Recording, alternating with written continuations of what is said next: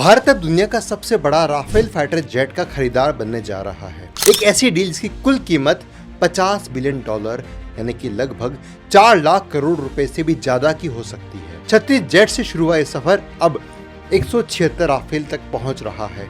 लेकिन सवाल ये है कि भारत इतने सारे ऑर्डर आखिर दे क्यों रहा है और इस ऑर्डर में क्या क्या शामिल होने वाला है। सबसे बड़ा विवाद ये है कि फ्रांस सोर्स कोड क्यों नहीं दे रहा है। चलिए समझते हैं।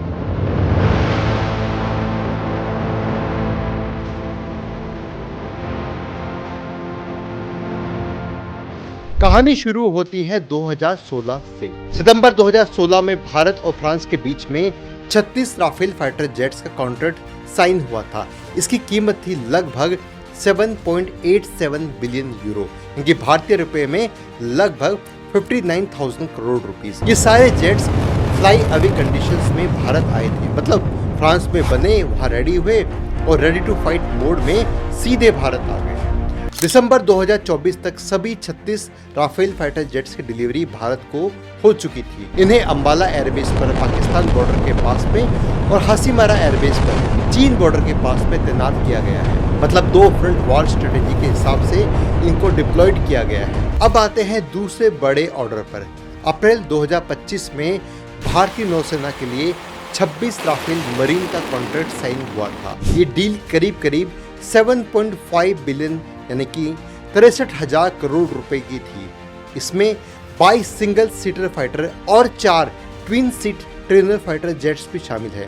सबसे खास बात यह है कि भारत राफेल मरीन का दुनिया का पहला एक्सपोर्ट कस्टमर बन चुका है। ये जेट्स INS विक्रांत और INS विक्रमादित्य एयरक्राफ्ट कैरियर्स पर तैनात होंगे। पहली डिलीवरी मई 2028 में एक्सपेक्टेड है। इस डील में Meteor air to air missile और एक्सोसेट एंटी शिप मिसाइल्स भी शामिल हैं। और अब आता है सबसे बड़ा ऑर्डर। फरवरी 2026 में डिफेंस एक्विजिशन काउंसिल ने 114 राफेल फाइटर जेट्स की खरीद को मंजूरी दी थी। ये डील अकेले $36 बिलियन यानी कि भारतीय रुपए में हम बात करें तो 3 लाख करोड़ रुपए के आसपास थी। ये राफेल का अब तक का सबसे बड़ा एक्सपोर्ट ऑर्डर होगा। ये अप्रूवल राष्ट्रपति मैक्रोन की भारत यात्रा से पहले आया है, लेकिन अभी तक ये कॉन्ट्रैक्ट साइन नहीं हुआ है। इस 114 राफेल डील में मेक इन इंडिया का बहुत बड़ा हिस्सा है। 18 जेट्स दसॉल्ट से रेडी टू फ्लाई मोड पे भारत आ जाएंगे। बाकी बचे हुए 96 फाइटर जेट्स को भारत में बनाना होगा। दसॉल्ट रिलायंस एरोस्पेस लिमिटेड यानी कि DRAL का नागपुर फैसिलिटी इनकी फाइनल असेंबली लाइन होगी। इंडिया ने शर्त रखी है कि कम से कम 50% सामान भारत में बनना चाहिए और कॉन्ट्रैक्ट के अंत तक ये बढ़ करके 60% तक हो जाना चाहिए। अगर 2027 की शुरुआत में कॉन्ट्रैक्ट साइन होता है तो पहले 18 फ्लाई अवे राफेल हमें 2030 से मिलने शुरू हो जाएंगे। मतलब 3 साल लगेंगे पहला जेट आने में। अब बात करते हैं कि इस ऑर्डर्स में क्या क्या शामिल है। पहली बात, मौजूदा जो 35 फाइटर जेट्स है हमारे पास में, उनको F3R से F4 स्टैंडर्ड में अपग्रेड किया जाएगा। अभी जो पुरानी टेक्नोलॉजी है उसको अपग्रेड किया जाएगा। F4 में बेहतर रडार और नई कनेक्टिविटी के फीचर्स लगे हुए हैं। एडवांस्ड वेपन कैपेबिलिटीज है और दूसरा, इस डील में वेपन के पैकेजेस को भी शामिल किया गया है और इस पैकेज में भारत को मेटियोर मिसाइल मिलने वाली है। ये 150 किलोमीटर की हवा से हवा में मार करने वाली मिसाइल है जो दुश्मन के जेट को हवा में ही मार गिरा सकती है। अगला हथियार होगा स्कैल्प मिसाइल।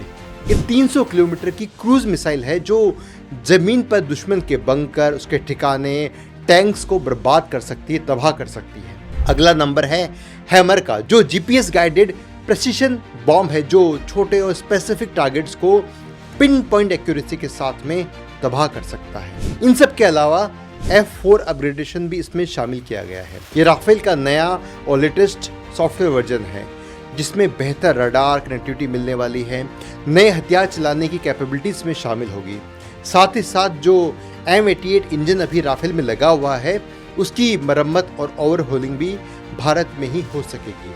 और सबसे खास बात, स्पेयर पार्ट्स की, सिमुलेटर्स की और ट्रेनिंग की, ये सब कुछ इसी के अंदर शामिल किया गया है। इवन मेंटेनेंस को भी इसी पैकेज के अंदर डाल दिया गया है। ऐसा ना हो कल को मेंटेनेंस के नाम पर वो हमसे एक्स्ट्रा पैसे मांगने लग जाए। सफरान कंपनी का M88 इंजन भारत की फैक्ट्री में बनने वाला है जो 2026 के अंत तक चालू हो जाएगी। अब एक सवाल जो अक्सर लोग पूछते हैं, राफेल भारत के लिए क्यों अच्छा है? जवाब है, राफेल भारत के लिए इसलिए अच्छा है क्योंकि इसमें एक नहीं 2 इंजन लगे हुए हैं, जो इससे ज़्यादा ताकतवर और भरोसेमंद बनाता है। ये 4.5 जनरेशन का फाइटर जेट है। जनरेशन का मतलब होता है कि किस वाले फाइटर जेट में कौन सी टेक्नोलॉजीज लगी हुई है। हम 6 जनरेशन तक की अभी बातचीत कर रहे हैं। ये वाला 4.5 जनरेशन का फाइटर जेट है। और सबसे बड़ी बात ये है, ये अकेला प्लेन 3 काम कर सकता है। हवा में दुश्मन के जेट्स को मार गिरा सकता है, जमीन पर टारगेट को हिट कर सकता है, समुद्र के ऊपर भी मिशंस को चला सकता है। मतलब एक ही जहाज 3 काम कर सकता है। दूसरी बात, राफेल में स्पेक्ट्रा नाम का एक बहुत हाईटेक सिस्टम लगा हुआ है जो इसे दुश्मन के रडार से छुपाता है। ये दुनिया के सबसे बेहतरीन इलेक्ट्रॉनिक वारफेयर सिस्टम में से एक माना जाता है। मतलब दुश्मन को पता ही नहीं चलेगा कि राफेल एक्चुअली है कहाँ पर। तीसरी बात यह है कि इसमें थाला का ASSE रडार लगा हुआ है जो एक साथ 40 टारगेट्स पर नजर रख सकता है। उसमें से 8 को एक साथ एंगेज कर सकता है, 8 पर एक साथ हमला कर सकता है। अब सोच के देखिए, एक सिस्टम ऐसा है कि 40 चीज़ें एक साथ देख सकता है और 8 को एक साथ हवा में उड़ा सकता है। और चौथी बात, इसमें मेट्रो मिसाइल्स भी लगी हुई है जो 150 किलोमीटर की से ज़्यादा की दूरी को टारगेट बना सकती है, उनको वहीं से नस्ते नाबूद कर सकती है। और ये सब पूरे इलाके में सबसे लंबी हवा से हवा में मार करने वाली मिसाइल है, यानी दुश्मन का जेट दिखे भी नहीं और राफेल उसे वहीं खत्म कर दे। और भारत की सबसे बड़ी डिमांड है राफेल पर देसी हथियार लगाए जाए। दसॉल्ट इस पर हामी कर चुका है। इस पर सबसे बड़ी बात जो होने वाली है, भारत की ब्रह्मोस NG मिसाइल्स लगाई जाएगी जो next generation supersonic cruise missile है। ये सिर्फ 1300 किलो की एक मिसाइल है और ये 290 किलोमीटर तक माक 3.5 की स्पीड से काम कर सकती है। माक का मतलब होता है आवाज़ से कितना तेज उड़ सकती है। भारत की वायुसेना ने ऑलरेडी 8000 करोड़ रुपए की कीमत के 400 ब्रह्मोस NG मिसाइल्स का ऑर्डर दे दिया है। इसके अलावा अस्त्र beyond visual range missiles, Rudram anti radiation missiles और हैमर प्रिसीजन गाइडेड बम, ये सब भारत में ही बनने वाले हैं और भारत में बन करके इस फाइटर जेट के अंदर लगने की तैयारी की जा रही है। लेकिन इन सब के साथ में सोर्स कोड का विवाद भी एक बड़ा विवाद है। भारत चाहता है कि राफेल का सॉफ्टवेयर सोर्स कोड में उसको मिल जाए ताकि इंडिपेंडेंटली भारत जब चाहे नए हथियार इसके साथ में जोड़ सके, अपग्रेड कर सके और इलेक्ट्रॉनिक वारफेयर सिस्टम को कस्टमाइज कर सके। लेकिन फ्रांस ने ये देने से मना कर दिया है। इसके पीछे फ्रांस का कारण ये है कि फ्रांस को एक डर है कि ब्रह्मोस मिसाइल जिसमें रशियन टेक्नोलॉजी लगी हुई है, अगर वो भारत को सोर्स कोड दे देता है तो रशिया को फ्रांस की मिलिट्री सीक्रेट्स मिल सकते हैं और बिना सोर्स कोड के भारत को हर अपग्रेड के लिए, हर जो वेपन है उसके इंटीग्रेशन के लिए फ्रांस पर डिपेंड रहना पड़ेगा। नेवल राफेल भी बहुत खास है। भारत के पास 2 एयरक्राफ्ट कैरियर है, INS विक्रांत और INS विक्रमादित्य। अभी इन पर पुराने MiG-29K और MiG-KUB ऑपरेट कर रहे हैं जो बहुत पुराने हो चुके हैं। 26 राफेल मरीन इन्हें रिप्लेस करेंगे और समुद्र में भारत की नेवल पावर को और भी ज़्यादा स्ट्रॉन्ग करेंगे।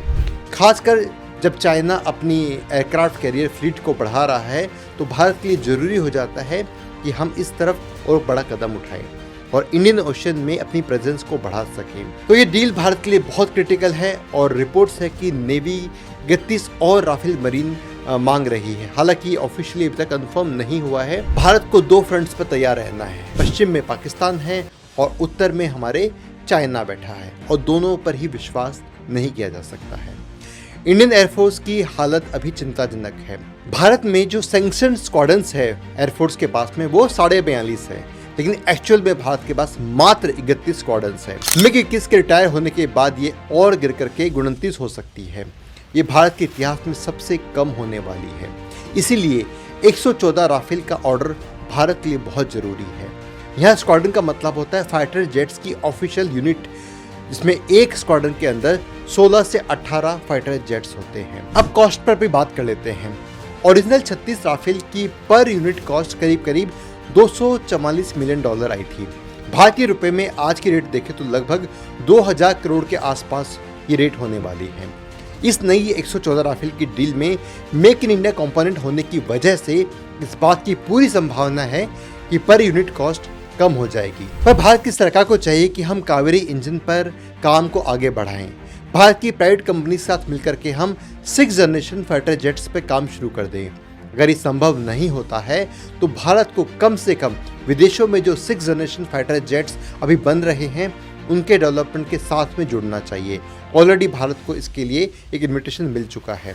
इस पूरी बातचीत के लिए मैंने आपको इस वीडियो में बताया हुआ है, आप जाकर के उस वीडियो को देख सकते हैं, लिंक आपको डिस्क्रिप्शन में मिल जाएगा। बाकी इस पूरे मुद्दे पे आपकी क्या राय है मुझे कमेंट में बताइएगा। तब तक जय हिंद।